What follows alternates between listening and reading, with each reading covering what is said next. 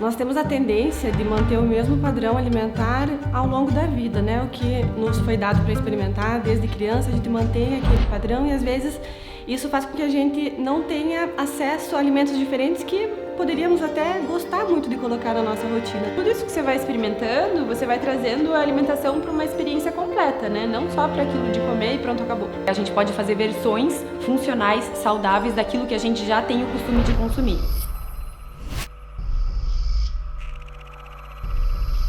E como tema do último episódio da série Terra, a gente trouxe um assunto pouquíssimo explorado, que é o food design e locavorismo. Para isso a gente trouxe um especialista no assunto, que é o Luiz, e ele vai contar um pouquinho melhor pra gente sobre todo esse universo. O food design vai muito além de um prato bonito, né?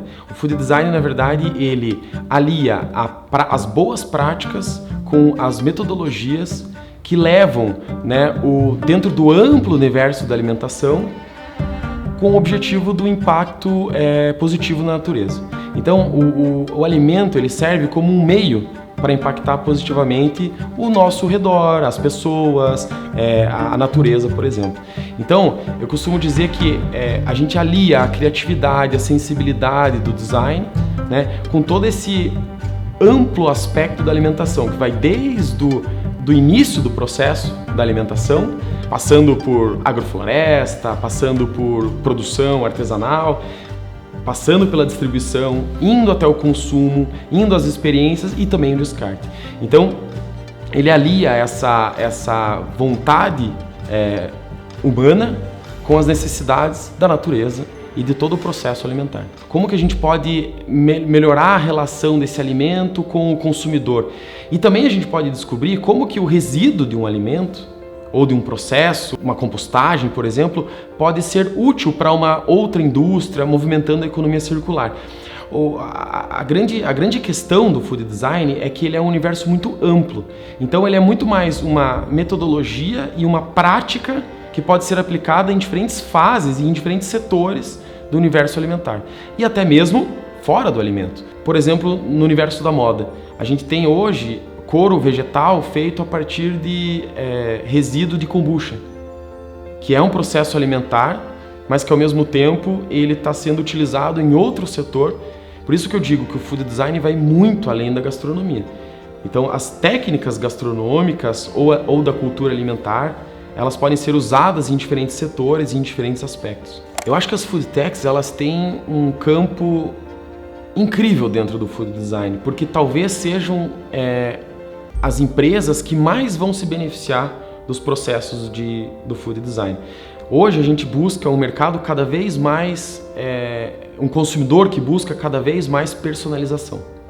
Ao mesmo tempo, a gente tem a indústria e processos de venda, por exemplo, e de distribuição que precisam cada vez mais sistematização. Então as food techs elas precisam aliar esses dois mundos e através das ferramentas do food design, das experiências, dos cases que são organizados dentro do food design, elas podem entender como aliar a personalização artesanal com essa questão da sistematização que uma indústria ou que uma grande escala exige. Então eu vou trazer alguns paralelos, por exemplo. Se a gente olhar o mercado europeu, a gente vai entender que várias food techs, elas já olham um insumo, uma geleia artesanal ou um queijo, por exemplo, e visam um mercado, um grande mercado. Então, por mais que eles tenham receitas artesanais, eles vão buscar criar um produto que vai ter uma embalagem, vai ter uma história, vai ter uma distribuição para ser vendido num grande supermercado, por exemplo. No Brasil a gente já tem uma dificuldade disso. O produto artesanal, ele normalmente é reconhecido por ele ser caseiro.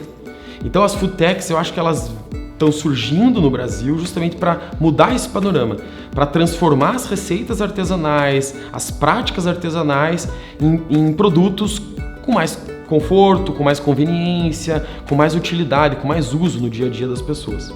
Eu acho que a questão dos insumos dentro das food techs ele é muito relevante, porque eu acho que a food tech ela consegue enxergar toda a plenitude do insumo.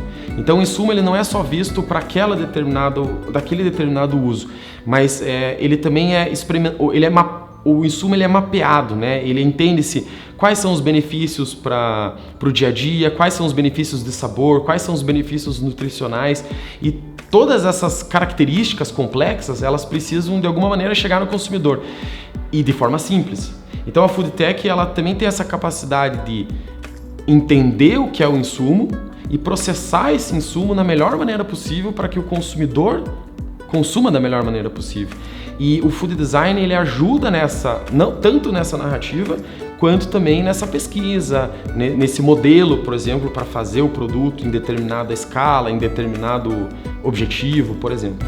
Eu acho que um tema que vale a pena trazer aqui é a questão do locavorismo, né?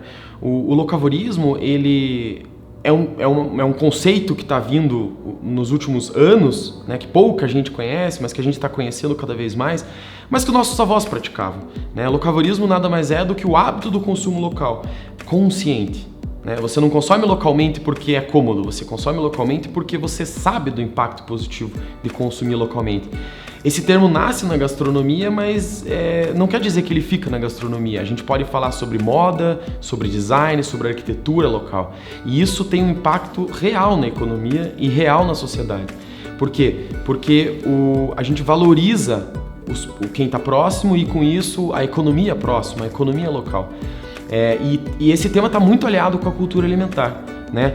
Entender o que foi feito, quais são os processos, as origens, o caminho da comida e por que a gente está consumindo o que a gente está consumindo hoje e conseguir fazer decisões conscientes, né? E para encerrar, fizemos uma pergunta em comum para todos os nossos convidados. Como você enxerga o futuro da alimentação? Eu acredito que o futuro, ele vai ser o que a gente quiser ser. Então o futuro, ele é construído. Então eu vou dizer o que eu quero que aconteça no futuro. Eu acho que o alimento, ele tem a capacidade de conectar pessoas, de fazer com que as pessoas não só entendam da cultura do alimento, mas também tenham a oportunidade de conversar, de estar junto, se alimentando. E aí a cultura vai ser transmitida de pai para filho, de irmão para irmão, enfim. As relações familiares, elas podem ser valorizadas no futuro. Uma outra questão importante eu acredito que o alimento, ele pode ser um grande aliado da natureza. Eu imagino que a gente só vai conseguir frear essa questão da destruição da natureza a partir do momento que o alimento for uma ferramenta poderosa para que isso aconteça. E a gente já vê alguns exemplos como esse. A gente precisa valorizar cada vez mais isso. Eu acho que eu vou falar numa perspectiva mais de sonho mesmo, do que eu gostaria ou sonho e busco para a alimentação. É a gente trazer toda essa tecnologia nessa nossa geração, que falam geração Z, geração alfa, enfim, seja lá como a gente classifique, mas que venha com todo esse conhecimento, com essa gana de tecnologia, com essas facilidades para impulsionar a nossa produção num sentido natural, né? Que facilite o nosso trabalho, que otimize o escoamento da distribuição, a própria produção com tecnologias voltadas para esse modelo de agricultura, porque a gente está caminhando para a nossa própria extinção com a agricultura convencional, com a monocultura. Então, que a gente faça essa união que já existe da tecnologia com a produção, mas de uma perspectiva benéfica, certo? Não uma perspectiva prejudicial, onde o único o único mesmo ponto é o lucro, o dinheiro, né? Ele vai fazer parte, mas com saúde, né? Pensando no todo, não só em uma coisa. A gente viu com a pandemia, né, que muitas pessoas começaram a refletir sobre o consumo, né, dos alimentos, porque o vírus estava aí e a gente não sabia quase nada, né? Mas uma coisa que a gente sabia era que a nossa imunidade fazia diferença, né? Então as pessoas começaram a se importar mais com alimentos que faziam bem para o corpo, para a imunidade, para elas estarem mais fortes e saudáveis, né? Então eu acho que o futuro da alimentação é isso, a gente se importar com alimentos que tragam saúde de verdade, né? Que não só no ponto de vista de encher a barriga, mas também de nutrir, né? Alimentos que trazem essas propriedades.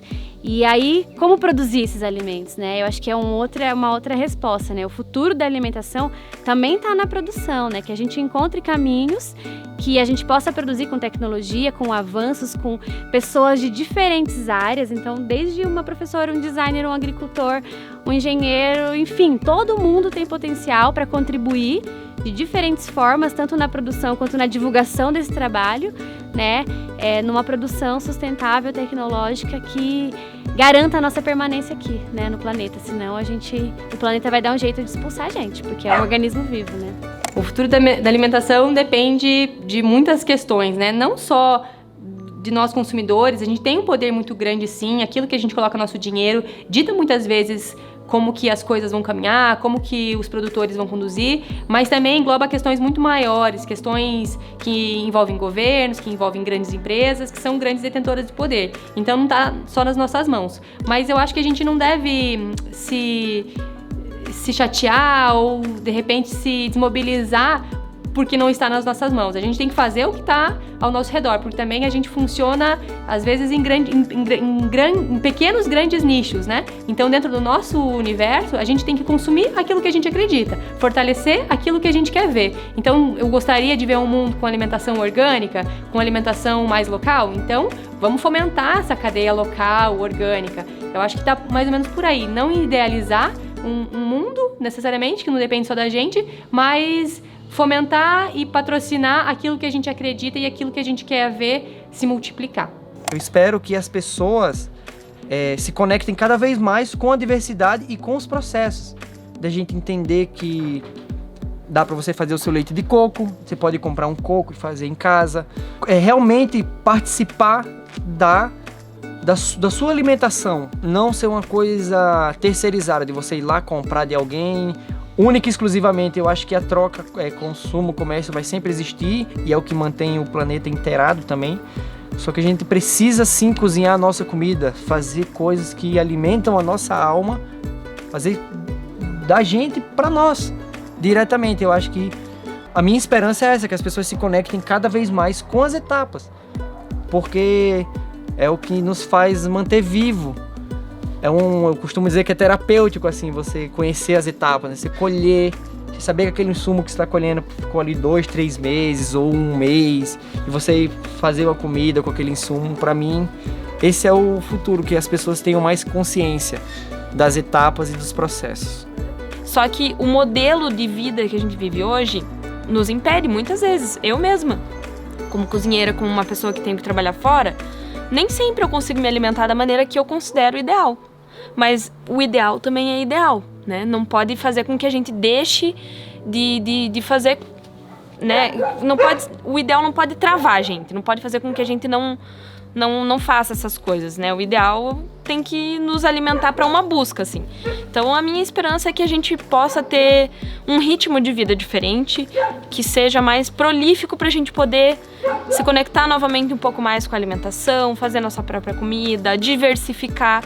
E junto disso, consciência, sem sombra de dúvida, educação, né? Conscientização em massa. O futuro da alimentação eu enxergo começando por um consumo mais consciente, assim.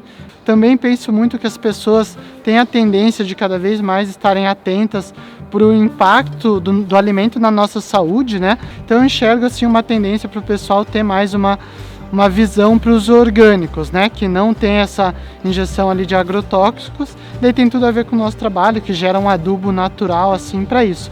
Então eu vejo a gente tentando fazer compras de alimentos assim mais sustentáveis. De onde que ele vem? Será que ele tem agrotóxicos? Será que não tem? E lógico, pensando no descarte, né? Também pensar em ter esse descarte correto, em reaproveitar o alimento que a gente não cozinha. Eu acredito que o futuro da alimentação seja uma alimentação que remeta muito à alimentação do passado. É o que a gente está tentando resgatar hoje em dia com o movimento do slow food, que é você estar presente no momento das refeições, saber quem produziu, como que foi feito, valorizar cada passo da produção daquele alimento. É voltar a isso, a trazer essa raiz da alimentação. A gente acredita que o futuro da alimentação só depende de nós. Vai da gente ter consciência de todo o processo, entender o valor de cada parte dele, desde o plantio até a hora que chega na nossa mesa, as escolhas, o descarte, tudo isso faz parte de um universo muito maior. Não importa só a nossa saúde, a saúde do nosso corpo. É claro que isso é parte muito importante, mas importa a saúde do todo. E você, como enxerga o futuro da alimentação?